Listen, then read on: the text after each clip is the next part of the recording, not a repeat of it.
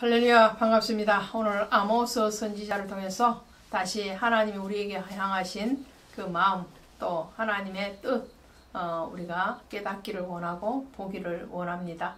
오늘 아모스 3장을 보실 텐데, 하나님은 이스라엘 백성들을 향해서 또 선지자였던 이 아모스에게 하나님이 요청하심이 들으라 라는 것으로 시작을 해요. 3장 1절에 가시니까 이스라엘 자손들아, 여호와께서 너희에 대하여 이르신 이 말씀을 들으라, 그렇게 시작을 하죠. 4장 1절에도 바산의 암소들아 이 말을 들으라, 이렇게 되어 있고요. 5장 1절에도 가시면 이스라엘 족속들아 이 말을 들으라, 들으라 라고 요청을 해요. 믿음은 들음에서 나는 거죠. 이 들으라 라는 말은 경청해라 이런 말이죠. 들어서 너희가 깨닫기를 원한다는 거죠. 말씀을 읽는 자와 듣는 자와 지켜 행하는 자가 복이 있다고 계시록 1장에서도 말씀을 하고 있죠. 또 신명기 6장에 가시면 이스라엘 백성들아 들으라, 세마에 대해서 말씀을 합니다. 우리가 듣지 아니하고는 깨닫지를 못한다는 거죠. 그래서 그 들어야 되는 내용이 뭐냐 하면 너희의 죄악이 얼마만큼 깊었는가 라는 거죠. 이스라엘 백성들을 향해서 하나님이 진노하실 수밖에 없는 죄가 너희의 가운데 지금 충만한 것에 대해서 너희가 듣고 깨우쳐라 라는 말씀을 하시는 거죠. 그러면서 하나님이 이렇게 다시 상기시키시기를 3장 2절에서 이렇게 말씀하셨어요. 내가 땅의 모든 족속 가운데 너희만을 알았나니, 이 알다 라는 거죠. 이 알고 하나님이 어떻게 해요? 택하셨다 이런 말이죠. 하나님의 특별한 소유로 택한 백성들, 민족이 바로 이스라엘의 민족이요 이스라엘의 자손들이라는 거죠. 내가 너희만을 알았다. 많은 민족 중에서 이스라엘만 선택하셨다는 거죠. 여기서 알다, 알았다. 하나님이 안 것은 뭐예요? 야다라는 뜻이죠. 그러니까 속속들이 아시는 거예요. 경험적으로 아시는 거예요. 지식적으로 아는 상태일 뿐만 아니라 경험적으로 알고 너희를 택했다라는 말씀을 하시는 거예요. 그래서 출애굽기 19장에 가시면 하나님이 이스라엘 백성들에 대해서 너희는 나의 하나님의 소유요, 또 제사장의 나라요, 거룩한 백성이다 라고 말씀해요.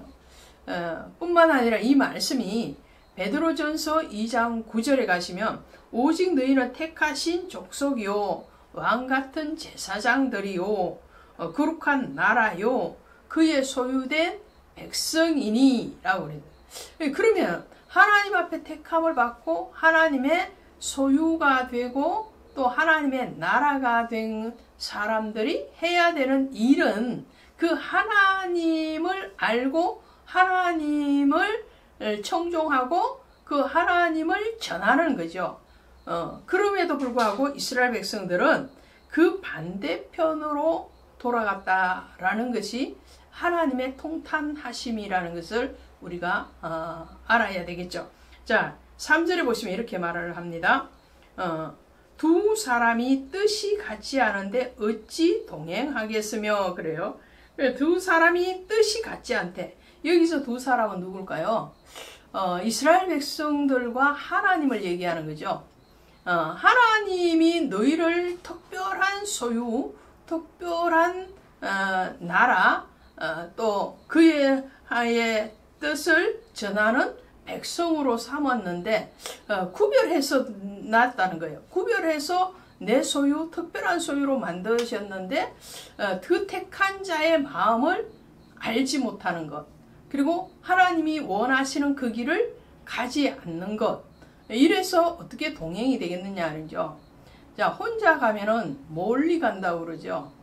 그러나 둘이 가면은 즐겁게, 그리고 오랜 시간을 갈 수 있는 거죠. 혼자 가면 빨리 갈 수 있어요. 빨리 빨리빨리 멀리 갈 수 있는데 지치는 거죠. 자, 하나님은 혼자 모든 것을 만물을 창조하시고 그 모든 것을 다스릴 수 있어요. 그럼에도 불구하고 우리를 택하심은 왜 그럴까요? 하나님 자신을 위해서 우리를 택하시면보다는 우리를 위해서 하나님이 택하시는 거는 우리를 선택하셨다라는 것을 말씀하죠. 그럼에도 불구하고 두 사람이 마음이 뜻이 같지 않으면 동행이 안 일어난다는 거죠.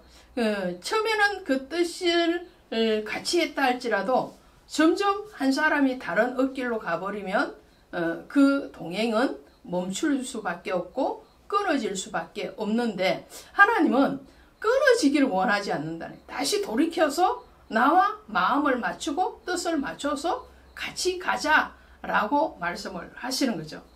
그래서 7절에 보시면 주 여호와께서 자기의 비밀을 그 종 선지자들에게 보이지 아니하시고는 결코 행하심이 없으시리라. 이 말씀은 또 무슨 말씀인가요? 하나님은 늘 예언과 성취를 같이 하는 거예요. 짝을 두 사람이 뜻이 같아야 되는 것 같이 하나님은 하나님 단독으로 이 일을 행하시는 것이 아니고 항상 성부 하나님은 성자 예수님을 통해서 일을 하셨죠. 또 성령 하나님은 하나님의 사람들을 감동시켜서 일을 하시는 거죠. 그런 것처럼 구약과 신약이 짝이익을 이루어가는 것처럼 예언하시면 그것의 예언에 대해서 성취가 반드시 일어나는 것처럼 하나님의 모든 일들은 먼저 예언하시고 그리고 행하셨다. 이 일을 지어 행하시고 성취하시는 여호와 하나님이신데 단독 사역을 하실 수 있음에도 불구하고 항상 선지자를 통해서 예언을 하셨다는 거죠.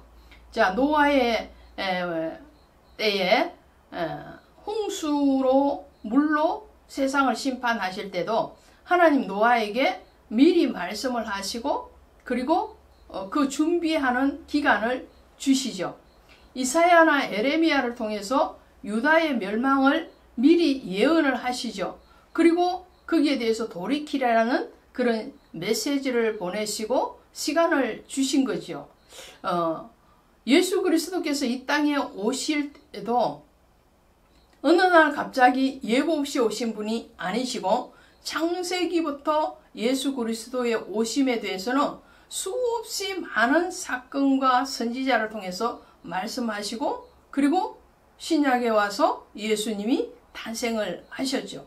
예수님이 부활하셔서 성천하시면서 그것을 올려다보는 많은 사람들에게 제자들에게 말씀하십니다. 내가 왜 하늘을 올려다보느냐? 너희가 본 그대로 내가 다시 오리라 말씀을 하시죠.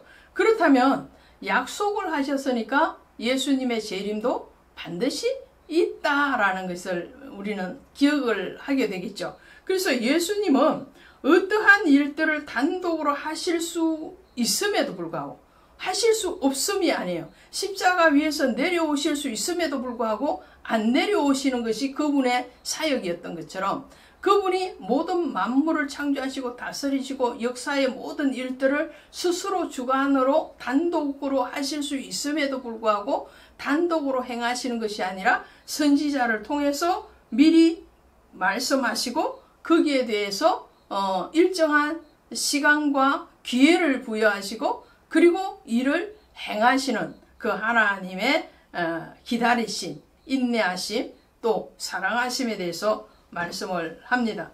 12절에 보시니까 목자가 사자 입에서 양의 두 다리나 귀 조각을 건져냄 같이 이스라엘 자손도 건져냄을 입으리라. 이 목자의 입에서 양의 두 다리를 건져낸다는 것은 여기서 이 목자는요 선한 목자가 아니고 사단의 무리와 같이 이스라엘 백성들을 압제하는 그런 사람들로부터 이스라엘의 선한 백성들을 구원해낼 것이다 라는 남은 자의 구원에 대해서 말씀을 하고 있죠. 이 압제와 폭행으로부터 포악으로부터 하나님의 양과 같은 이스라엘 백성들을 구원해낼 텐데, 그런데 많은 사람들이 이미 그 죽음으로 갔다는 거죠. 그 죽음이 올 수밖에 없었던 것은 이 죄악의 길로 쫓아갔기 때문에 그렇다라는 것을 말씀을 합니다.